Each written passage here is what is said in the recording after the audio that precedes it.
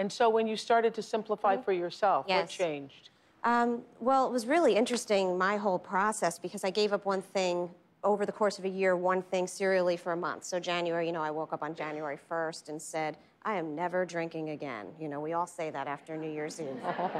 And I really didn't. I said, I'm not going to drink for the whole month of January. And then it just kept going. I said, February, shortest month of the year. Let me give up shopping. And then March, I said, let me give up elevators. And I just went over the course of a year. So each month, I just took the 4 weeks.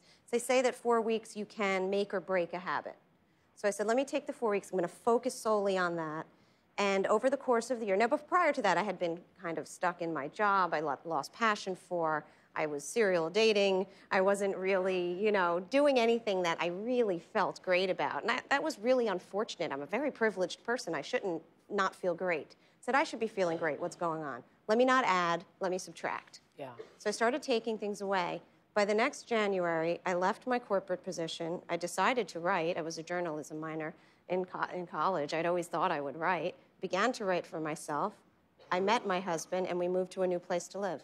Literally a year later, because I had to learn how to change. I didn't know how to change. I just accepted my habits every day. This is just the way you do things. Wow. It's just the way it's done. So don't question it. So I began to go deeper, and that's where the Secrets book came from for me, The Secrets of Simplicity. What's the plan? How did I do it? Where do you release? When can you let go? And really start taking the emotion out of it. And once I started separating my emotion, which is, I think, Candace's struggle as well, is, you transfer emotions to shoes, things that don't love you back necessarily, which I always find interesting. A lot of people that I work with have that as well.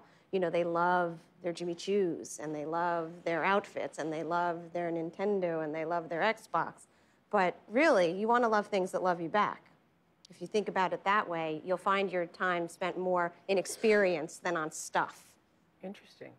I thought it was interesting, too, what you just said, I'm a person of privilege, so I should be happy. I should be happy. Grateful. Because, I think there is this expectation that everybody's supposed to be happy.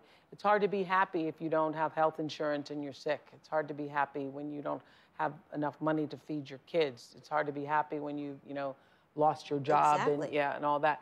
But for those of us who are blessed enough, yes, to be able to take care of ourselves in life, you should be able to make choices that lead to a happier life for yourself instead of burying yourself behind it. And then in turn for others as well, because that if you find you can make yourself happy, you then go the next step, and isn't it that the goal? Yeah, for all of us to be happy? That's the goal.